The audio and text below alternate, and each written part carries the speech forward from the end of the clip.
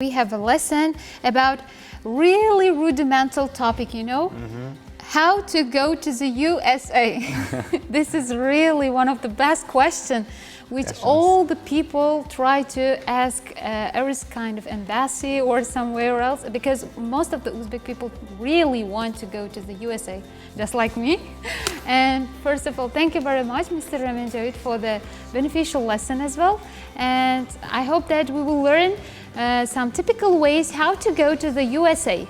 All right, thank you. Well, first, both happy Perfume Day to you guys, and happy belated Eid. Okay, thank you. And in honor of perfume, I'm wearing one. Really? Thank you very much. All right. Hello, everybody, and happy belated Eid to everybody. I hope you had a blessed Eid. Let's talk about the question that on everybody's mind: how to get to USA? Well, by plane.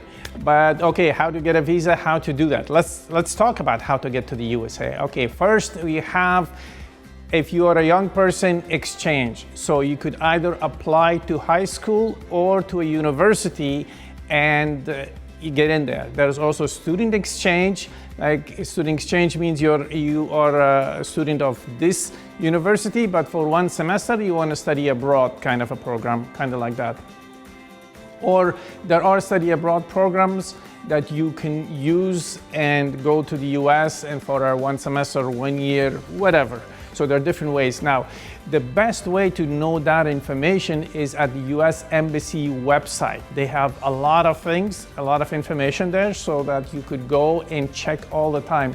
The other thing that the Tashkent US Embassy has is this Telegram group that you could see and you could apply. I don't speak for them. I'm just saying that this exists. You could go and introduce yourself and get to be part of that environment. Okay, so there are two ways to get there, either as a visitor or you actually go as part of the exchange program, or you just want a visa and you're going there. Okay, so US is really big. Let's just say if you're going there as a visitor, what to see in the US. Okay, so from this side of the US to this side of US, if you go by plane, it's 6 hours. Okay, if you go from north to south, it's basically 3 to 3.5 hours. So it is a huge country, and each one has different geography and has different things. So the coasts, this coast and that coast, the east coast and the west coast are different from the middle. The south has a kind of a different culture than it does in the north. It's not too different, but it is somewhat different. So you have to understand that. Now, there are certain things that you can see, and of course you have Canada on top and you have Mexico here. On the East Coast, so the East Coast is known for different things. So of course you have New York, Washington, DC, Virginia, and Florida, and all the other states in between. And the West Coast, what is really known and everybody knows is California. Basically, of course, you have Texas and you have these other countries. Chicago is like Illinois over there. So basically, all of these big cities that you have heard of. Let's go to the next one and explore a little bit more. Next slide, please. And okay, so here it is. So there are the top ones are from New York. Of course, it's Central Park. You could definitely, for visitors, you have to see Central Park, Times Square.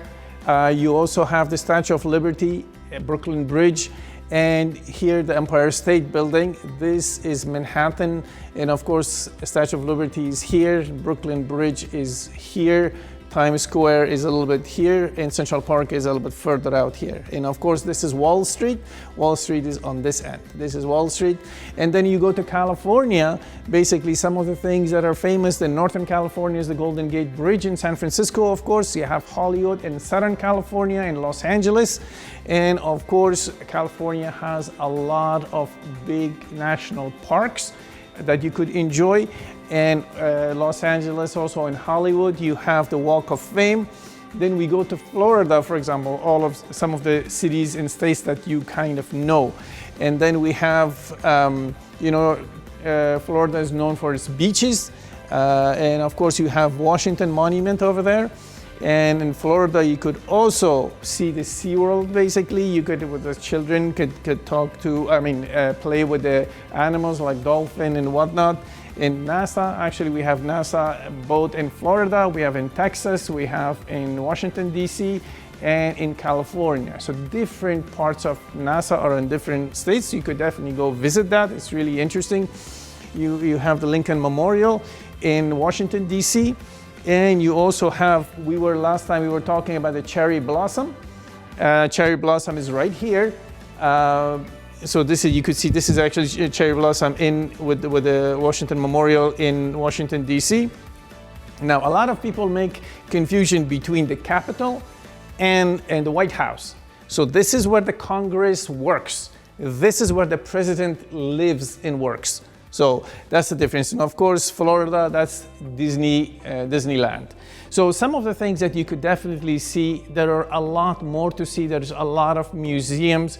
New York and Los Angeles have the biggest museums. Washington, D.C., of course, Smithsonian, great museums that you have to definitely see.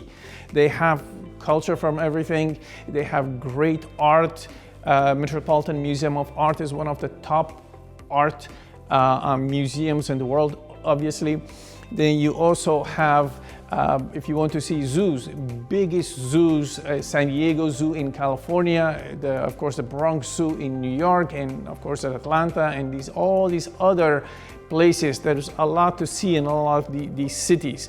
Now, I grew up in New York City, and I'll tell you that I have not, and I've been there for like 25 years, and I didn't see everything in New York City. There's a lot, or more than about 30 years. I didn't see a lot of stuff there.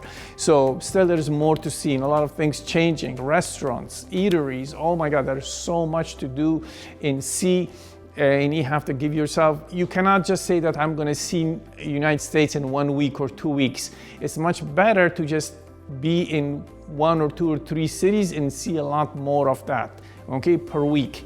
So definitely 3 days in New York would be great. 3-4 days in New York, in Washington, D.C., Boston, of course. Then you have California, definitely north and south of California. It's a huge, huge state.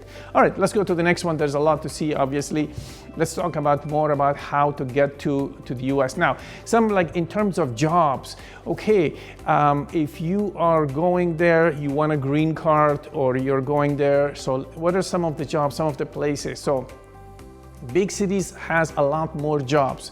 New York City, Los Angeles, Chicago, Washington, D.C., Philadelphia, Boston, San Francisco, Atlanta, Miami, Houston. So basically, these are the places where you can find a lot of different kinds of jobs. But living in the city is a lot more expensive. But you have to see that, okay, if you stay, let's just say you live in New Jersey and you work in New York, if you have this commute for 1 hour, 1.5 hours each way, is it worth it for you? Because you could work extra at your job and make the same amount of money, so that you pay that money to the transport for coming and going. So basically 2 hours each way, that's 2 hours of your time that you could spend working or just relaxing. So you have to juggle this about where you're gonna find a job. You could just find jobs anywhere, of course, just to begin with. Okay, anywhere there is job, retail jobs, and we'll talk about some of the jobs that are available, some of the things that you can do in how to prepare yourself. Let's just say you won a lottery or you're going there, you know that you're gonna go there next year in 3 months or 6 months, how to prepare for it. Let's go to the next slide and talk more about what kind of jobs and are looking for. Okay, so basically some of the jobs that you could train for and you could find jobs quickly is one of them, the top one is nursing. So you should study nursing for 3 years and then boom, when you go there, you just get a license and then you can practice. Now, a nurse pays between $50,000 to $100,000 per year. So that's like $5,000 to $8,000 a month. So that's a good salary. Now, the home health aid, basically HHA that I said, it's taking care of older people. Let's just say you don't have a nursing degree, but you still want to work in the health field. Taking care of the elderly is something else that you could do, make between $15 to $20 an hour. That's not bad. Also, there are things that you could do as a delivery, be it a truck driver, or be it a taxi, or be just delivery. These are some things that you could right away do without having much, there's a lot of jobs in this sector that's available. The other thing is restaurants. Working in the restaurant as a chef, working in the restaurant as a server and whatnot. These are jobs that you could find, and then you can get tips. So for example, if you work $10 an hour, then you also get tips. If it's a good restaurant, you make about between $50 to $100 to $200 per day for just tips, getting tips from customers. Of course, if your customer service is good, you have to pay attention to your customer service, service with a smile, as we say in the US. All of that gets you more tips. Obviously, you could also work in retail shops, work as a cashier or just stocks or whatnot. So you could work in a department store, you could work in a grocery store, for food, for supermarkets, for whatnot. So a lot of these jobs are available quickly. Now, obviously we talk about engineers. Okay, that's something else. These are technical things. Now, engineering also, if you have a degree, it's really good for you. So you could find engineering jobs, especially if you're good with your hands and you could do something. Now, just you notice that I did not mention doctors. It is difficult to find a job as a doctor. You could do doctor assistant, you could do nursing, but doctors, there's a lot of competition for doctors because they make really good money, and you have to go through a lot to become a doctor. Now, I'm not saying no, you can't get it, but it is extremely, extremely difficult, and you have to study so much, and you have to take the exams and do a lot more work. But you could definitely work in the health field. The next thing is construction work. Now that's a different thing from driving, and working with your hands, to doing, painting and doing all kinds of things. And this also includes plumbing and whatnot. So if you're good in this area, if you're good with your hands and if you can fix things, plumbing or electrics or whatnot, this is great. You could find a job for $20 to $30 an hour, or you could work from basically $50,000 to $80,000 a year, depending on how good you are and where do you work. Tailor, sewing and whatnot. This is really something else that gets good money. So basically, if you make a suit for men, it's basically between it's about $500 to $600. Just to make this suit, the tailor suit. Sometimes it's like $1,000, $2,000. So it really depends on how good you are, and of course same thing for ladies and all of that. A lot of people just buy ready-made clothes, but at the same time, tailor shops, they make good money as well. There are a lot of other things that you can do, but these are some of the things that you could learn quickly. Now, I also didn't mention IT because there's a lot of competition in the IT field, and not a lot of people can get into, because everybody comes from all parts of the world and they come with IT and these things. But if you're good in IT, you make between $80,000 to $150,000 a year. So that's really good. Let's go on to the next one and find out more about how to get to the US. Next slide, please.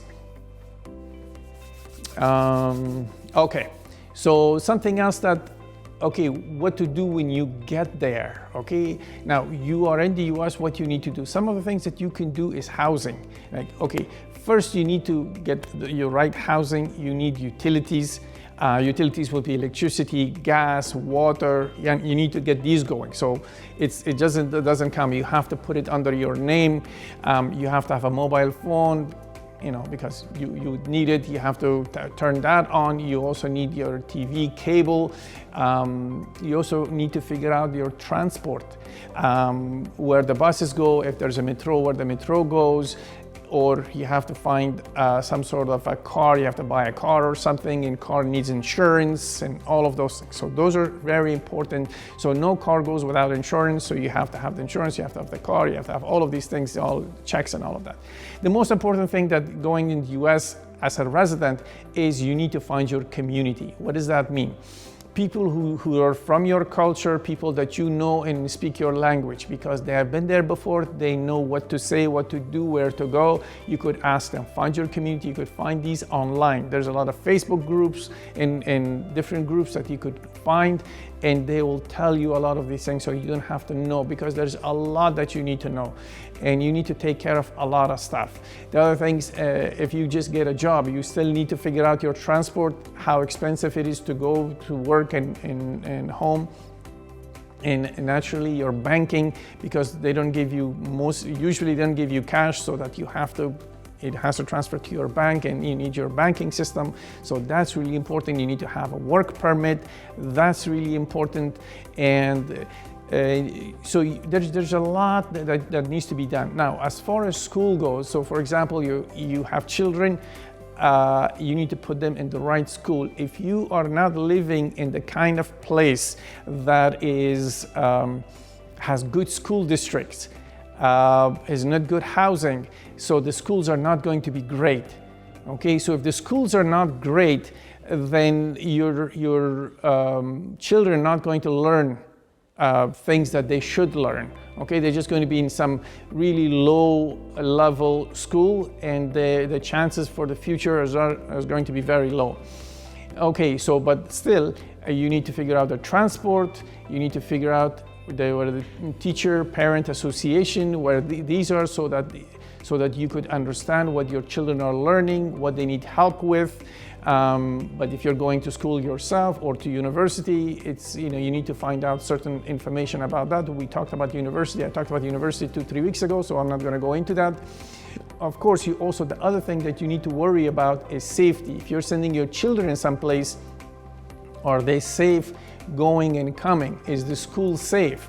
Do they have a policy where they they search everybody before they enter? There's a lot of school shooting, so you have to understand that what you need to do to get those done. And of course, supplies. Now you need to do, like for shopping, when you go there, where to buy your clothes, where to buy food. Some places are more expensive than other places, so it's really expensive now. So overall, if I tell you something overall, what you need to do basically is that there are with work you can go there. You can go there as a conference, and as in conferences and whatnot. You could go there as a green card. You could go there as a student. You could go there as visit the relatives. All of that information is on the embassy website. It tells you different visa types that you could go into.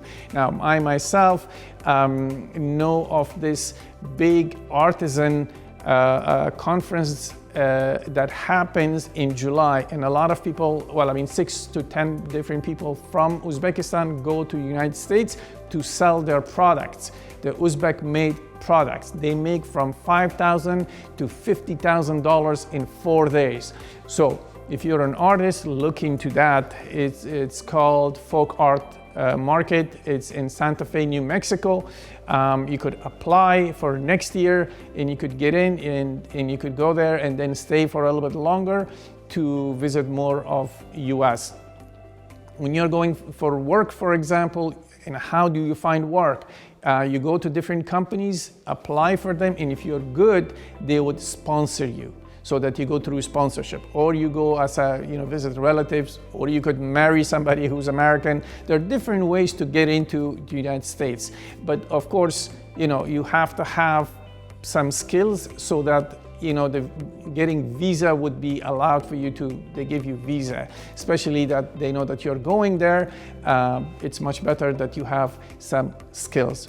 Okay, that's about it, I think. I hope you have learned something. My name is Ramin from the American Institute, and I send it back to you guys. Yeah, of course. I have a question for you, that which places have you been to throughout your life, not only in the USA, but also all around the world?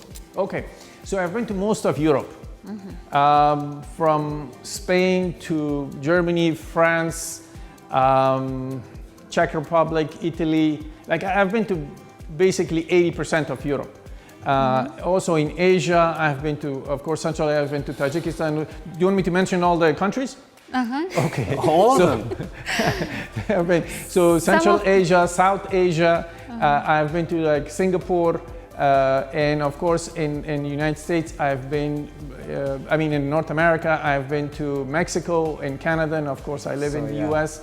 That's just quite a lot. Yeah, so I've been to, Kuwait, Middle East, a lot of these countries, and I worked in about 10 of them, 10 countries I've worked in. All right. So, And the next, our live stream, we are really wanted to listen or learn something from you about one of the best destinations which you have been to. One of the best nations, countries. Yeah, countries. Absolutely, absolutely. Right, so, yeah. Let me know, we could definitely do it. Okay, All right. thank you very So you much. got and your very answer. wonderful. There Yeah, you of go. course.